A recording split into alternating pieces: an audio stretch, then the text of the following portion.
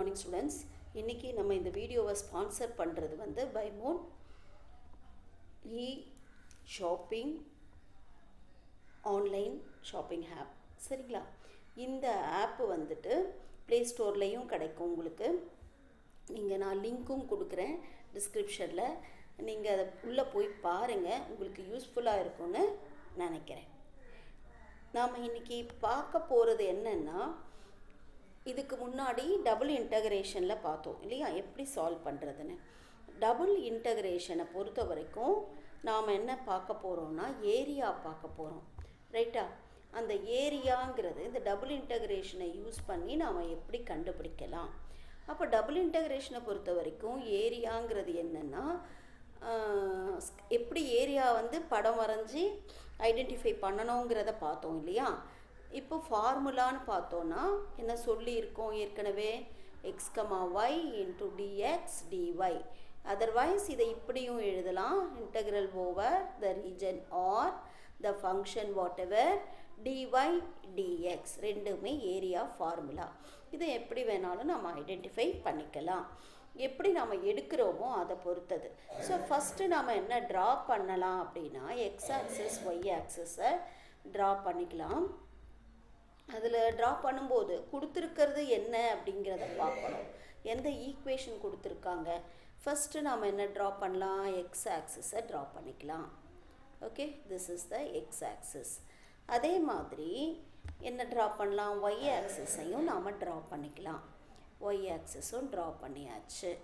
Okay, next என்ன வேணும், என்ன கொடுத்துருக்காங்க, x equal to Y square. கொடுத்துருக்கிற ஈக்குவேஷன் என்ன, x equal to Y square. அதாவது ஒய் ஸ்கொயர் ஈக்குவல் டு எக்ஸ்ன்னா இதுக்கு டேபிள் போடலாமா. இந்த டேபிள் போட்டால் என்ன ஆகும், இங்கே எக்ஸு இங்கே ஒய். எக்ஸு ஜீரோனா ஒய் ஜீரோ, எக்ஸு ஒன்றுனா ஒய் ஒன்று, எக்ஸு டூனா ஒய் வந்து 4, எக்ஸு மைனஸ் ஒன்றுனா ஒய் ஒன்று. இந்த மாதிரி போயிட்டே இருக்கும் இல்லையா. ஸோ இந்த லைனை எப்படி நாம் ட்ரா பண்ணலாம் அப்படின்னா, பாயிண்ட்ஸு வச்சுக்கலாமா. பாயிண்ட்ஸுன்னு வைக்கும்போது என்னென்ன பாயிண்ட்ஸ் வைப்போம், ஆல்ரெடி வி நோ தட். இது என்னது, 0,0ன்ற பாயிண்ட்டு. அடுத்தது 1,1, இங்கே 1ன்னு வச்சு இங்கேயும் நம்ம 1ன்னு வச்சா இந்த பாயிண்ட்டு 1,1. அப்புறம் இது போனோம்னா இந்த பாயிண்டில் 2,4. ஸோ 2லேருந்து 4 இப்படி போகும். இந்த கர்வ் வந்து இப்படி போகுதுன்னு வச்சுப்போம். அப்போது இந்த கர்வை நம்ம ட்ரா பண்ணுறோம் அப்படின்னா எப்படி ட்ரா பண்ணணும், இந்த கர்வை இங்கேருந்து இப்படி போகுது, 1,1 அப்படி போகுது. ரைட்டா? அடுத்தது என்ன ஈக்குவேஷன் கொடுத்துருக்கான் அப்படின்னு பார்த்தோன்னா, y equal to x. Y equal to x. இதுக்கு டேபிள் போட்டால் என்ன ஆகும், எக்ஸ் ஒய்ன்னு டேபிள் போட்டோன்னா 0 போட்டால் 0. ரைட்டா? அடுத்தது 1 போட்டால் 1, 2 போட்டால் 2, அடுத்தது -1 போட்டால் -1. அப்போது இதில் வந்து எங்கேருந்து ஆரம்பிக்குது, 0,0 1,1 ரெண்டுமே காமனாக இருக்குது. இது கர்வு, இது லைனு, ஸ்ட்ரெயிட் லைனு, இதுக்கு காமனாக இருக்கா. அப்போ நாம் என்ன பண்ணிக்கலாம், லைன் ட்ரா பண்ணிக்கலாம். இப்போ இந்த லைன் ட்ரா பண்ணும்போது 0,0க்கு அப்புறம் எதுக்கும் போது 1,1க்கும் போகுது. அப்போது ஷேடட் ஏரியா அப்படின்னு சொன்னால் எது மாறும், ஷேடட் ஏரியாவாக பார்த்திங்கன்னா நமக்கு இதுதான் ஷேடட் ஏரியா. ரைட்டா? ஷேடட் ஏரியா அதாவது பவுண்டட் ஏரியா. அந்த பவுண்டட் ஏரியாவோட பவுண்ட்ரின்னு பார்த்தா 0,0 1,1. இதே வந்துட்டு நமக்கு சிங்கிள் இன்டெக்ரல்னால் நம்ம அப்படியே எடுத்துப்போம். இது டபுள் இன்டெக்ரல்னும் போது எப்படி நாம் இதை சால்வ் பண்ணணும் அப்படின்னு பார்த்தோன்னா, கொடுத்துருக்கிற ஃபங்க்ஷனில் இருந்துட்டு பார்க்கணும். இங்கே வந்துட்டு எஃப் ஆஃப் இது கொடுத்துருக்கானான்னு ஃபஸ்ட்டு பார்க்கணும். ஓகேவா? F of X comma Y கொடுத்துருக்கானா, இது தேவை இல்லையா நமக்கு. இது இந்த கொஸ்டினில் இருக்கா, இல்லை. அப்போது ஏரியான்றதை ஃபங்க்ஷன் இருந்தால் ஃபங்க்ஷனை ஐடென்டிஃபை பண்ணிக்கணும். இல்லாத பட்சத்தில் நமக்கு ஏரியாங்கிறது என்னவா ஆகும் அப்படின்னா, ஏரியா ஈக்குவல் டு எப்படி எழுதிக்கலாம், area equal to double integral over the R function இல்லாமல் டிஎக்ஸ் டிஒய்னு ஃபார்முலாவை எழுதிக்கலாம். இப்போது நாம் இதை டிஃபைன் பண்ணணும். அப்போது டிஎக்ஸ் டிஒய்னா அதுக்கேற்ற மாதிரி அதோட லிமிட்ஸ் என்னவாகும் அப்படின்னு நாம் பார்க்கணும். சரியா?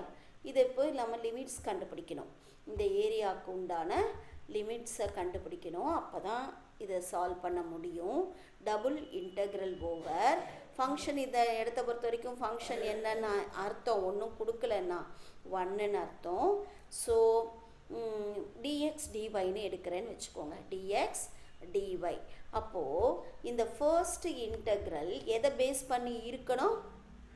எக்ஸை பேஸ் பண்ணி வேரி ஆகணும். அப்போது எக்ஸோட வேரியேஷன் என்ன? X varies. அப்போ எக்ஸ் வேரிஸ்னால் எது எக்ஸோட varies? X equal to Y square and x equal to y. இதுதான் இதோட வேரியேஷன். அப்போது நம்ம இதோட லிமிட்டுன்னு எழுதும்போது என்னன்னு இதை எழுதுவோம் அப்படின்னா இன்டெக்ரல் ஓவர் டிஎக்ஸ், இது ஒய் ஸ்கொயர், இது ஒய், எக்ஸ் வேரிஸ். இதே மாதிரி நம்ம என்ன கண்டுபிடிக்கணும்? ஒய்யோட வேரியேஷனை கண்டுபிடிக்கணும். What is y varies? ஒய்யோட வேரியேஷன் என்ன? ஒய்யோட வேரியேஷன் இந்த இடத்துல இருந்து என்ன எது வரைக்கும் மாறுது? இது வரைக்கும் மாறுதா ஒய்யோட வேரியேஷன்?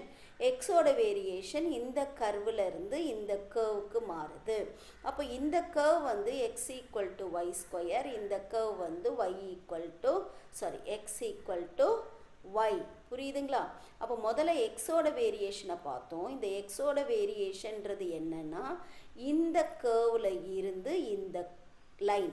அப்போ இந்த கர்வுங்கிறது Y square, X equal to Y square. இந்த லைனுங்கிறது எக்ஸ் ஈக்குவல் டு ஒய். அப்படி தான் எக்ஸ் வேரியேஷனை எழுதணும். அதே மாதிரி ஒய் வேரியேஷன்னு பார்த்தோன்னா இந்த இடத்துல இருந்து இந்த இடம் வரைக்கும். அப்போ 0 to 1. இந்த இடத்துல ஒய்யோடது 0, இந்த இடத்துல ஒய்யோடது 1.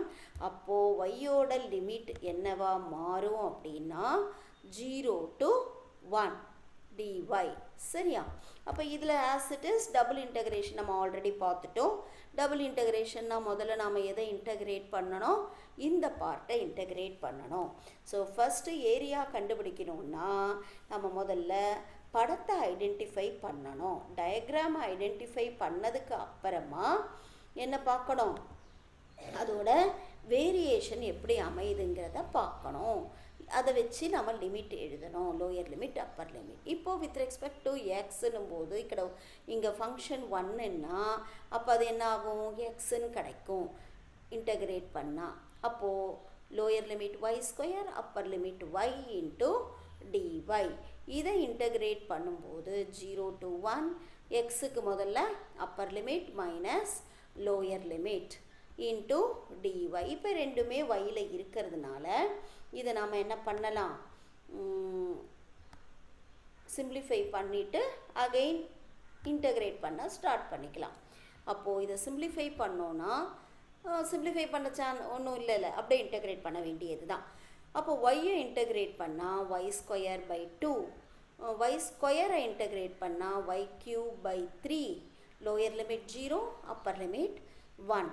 ஸோ அப்பர் லிமிட் போடும்போது 1/2 மைனஸ் 1/3. லோயர் லிமிட் போடும்போது 0/2 மைனஸ் 0/3ன்னு வரும். ஸோ இது நமக்கு கவலை கிடையாது. இப்போ எல்சிஎம் எடுத்தால் என்ன கிடைக்கும்? 1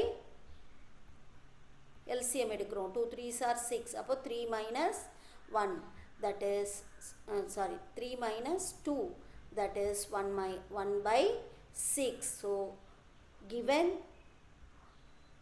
area for the given line and the curve is 1/6 square unit. அப்போ டபுள் இன்டகிரலை யூஸ் பண்ணி நாம் ஸ்கெட்ச் பண்ணி கர்வையோ லைனோ என்ன கொடுத்துருக்காங்களோ அதை வச்சுட்டு அதோட இதை நாம் கண்டுபிடிக்கணும்.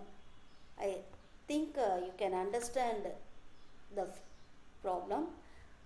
உங்களுக்கு வேறு ஏதாவது இதை பேஸ் பண்ணி சம் வேணும்னாலும் நீங்கள் தாராளமாக கமெண்ட் பண்ணுங்கள். I will try to solve that.